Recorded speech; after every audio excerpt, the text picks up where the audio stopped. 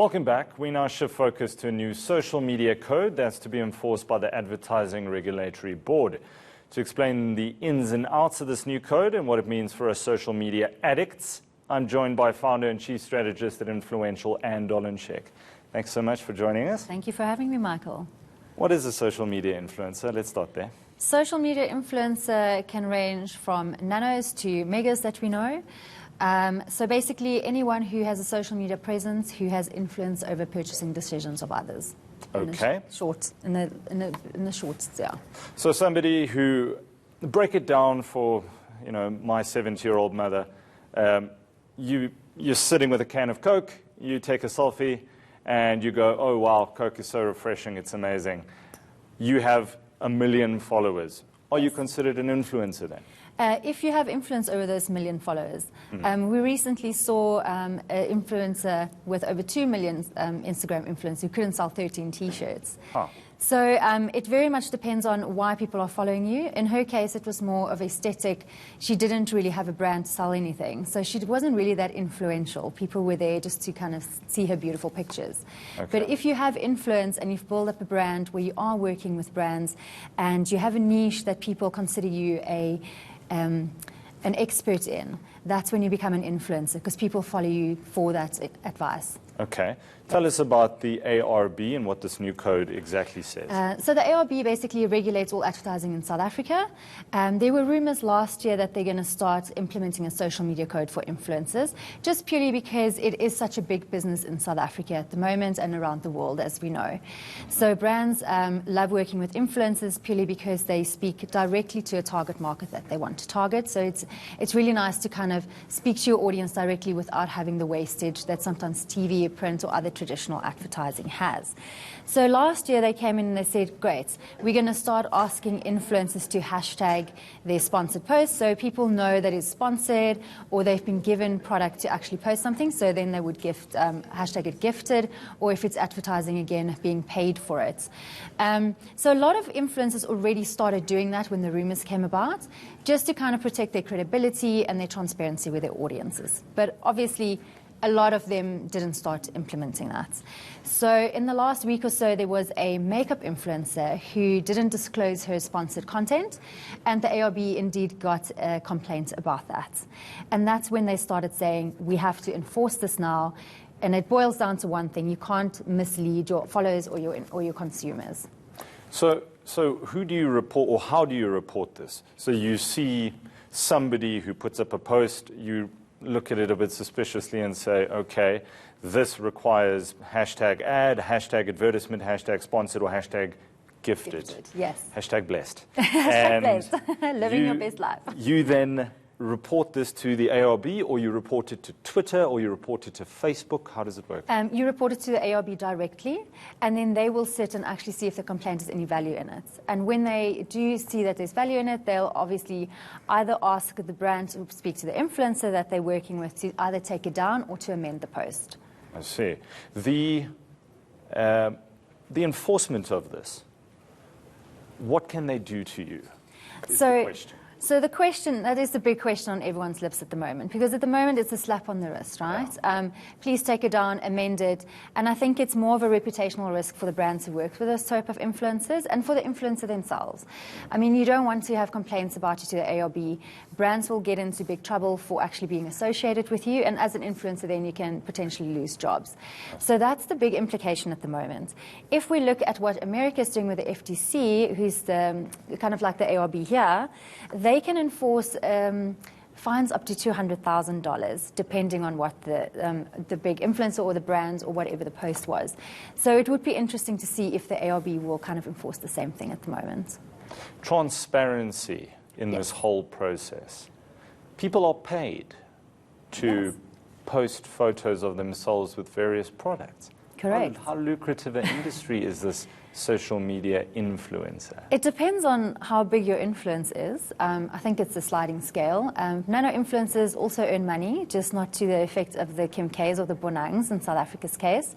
But there's huge business in it if you do it the right way and you obviously have that authenticity that brands are looking for. I see. Who's an example of a South African social media influencer? There's lots. It depends on what niche you're in. So we look at the influencer that just got into trouble with the ARB, Candy Cane. She's a makeup influencer with 22,000 followers on Instagram, 14,000 followers on YouTube. And her engagement is really high, so it does look like she has got the influence, and therefore she gets a lot of brand work. I see. Yes. So you must detail. So this is about putting more transparency in place, but also more of an ethical side. Correct. I see here that you must include, if you're a brand, the details of the brief, the remuneration, details of the conditions of payment. Yes. Tell us about what must be included here. So I think it is very important to note that it's not only on the shoulders of the influencers that bear the brunt if something goes wrong. Brands have equal responsibility. So what's part of the code is at the moment is that there's a few things brands have to do when they engage with influencers to work with them. The first thing is that they have to brief them properly. So they have to give them enough information to create good content that aligns with the campaign they're doing. And it's also on the shoulders of the brand to make sure that the influencer understands what that information means and what they need to do. And secondly, every single influencer that works with a brand, whether it's through trade exchange, so you don't actually get money, you get to drive a car for a couple of weeks, or you get products to actually do the post, have to have a contract in place. And that contract has to stipulate what that brief was, what the expectations of the influencer is. So obviously how many posts they need to do, on which platforms, what kind of information or message they need to relay, and also whether they have to do their own content, and then obviously hashtag it sponsored, gifted, or advert, or whether they have to share a third party's content, but then they have to give credit to the content creator. I see here the entire sort of intention behind this is to weed out the charlatans. Yes, I love that word. It needs to come back. It's a great word. Now, it's obviously quite a serious problem. It is. In order that you require this new social media code. 100%. I think over the last couple of years where we saw the industry is really booming in South Africa, we're following the trends of Europe and America, where it's obviously a couple of years ahead of us, and it's huge. But with that comes that everyone wants to obviously have a piece of the pie, and we see a lot of influencer fraud going on. And by that I mean people are buying followers, they're buying engagement, they're literally selling themselves into brands that doesn't necessarily know the right way to go about it. And then they're getting paid and they're getting products for basically not having any influence. So this code will also be a great help in weeding those people out. You will start seeing the real influencers being separated from the non-influencers. So from an industry point of view, we're very, very happy that this has come into play, and the more regulation we have, the more guidelines we have, and the better the industry will be. Is it in force already? So the announcement came last week after the complaint was received against Candy Cane. So yeah, and basically it is being enforced.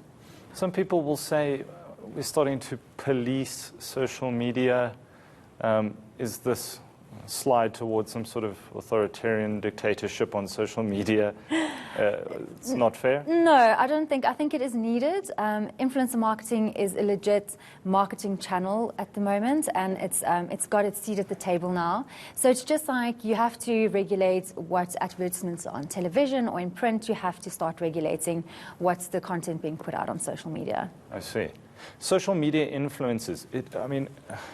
To be honest, before I read this statement, people maybe have a misconception. Somebody who's popular versus a social media influencer, is that now actually like a job title? It is the job title now, and we see it come through more and more. If you see the guys who are influencers and actually that is their day job. And I think anyone who wants to get into that game needs to understand if you want to make a day job out of that and pay your bills out of that, it is a job.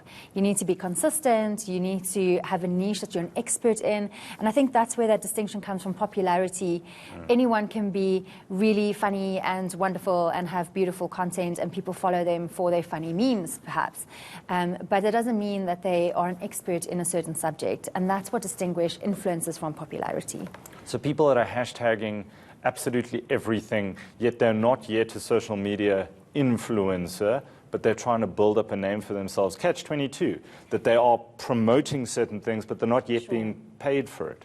It definitely happens, and I think in the early stages you have to kind of weigh that up, and you need to have a really nice balance of organic and sponsored content on your feed. So speak about the stuff that you really are passionate about, that you will speak about, that whether you're getting paid or product for that or not, but you want to share that with your audience to add value to them, and that's what it's about. So what are the biggest platforms that social media influencers are using? Is it your traditional Twitter, is it that big, or is it Facebook, is it YouTube? So we did a study earlier this year to actually ask South African consumers where they spend their time majority on. And it came out that Facebook is still absolutely tops, which was quite surprising as we see like a big shift away from that in other countries. But it's still where you put your most authentic content on. So it makes really sense. You've got your friends, you've got your family, typically the people that would ask you for advice, hence you can influence them. Yeah. So that still came out absolutely tops in South Africa. And then Instagram, we saw a big growth in that last year. It's much more visual. It's kind of following the trend of people want to see more video. They want to see more beautiful images in their lives. So we see that booming quite a lot. And obviously a lot of brands have gone onto that. And then Twitter, although it's plateaued in the rest of the world, we still saw quite a big growth of that in South Africa last year. So Twitter is still a growth market in South Africa? 100%, yes. That's interesting. Okay. Anne Dolenschenk, thank you so much for coming. Thank you so much, Michael. Really appreciate that a lot of younger audience members will be looking at this and knowing exactly what you're talking about. Appreciate that. Still ahead on The Fix, we delve into the big stories in the Sunday papers with some excellent journalists. Stay with us.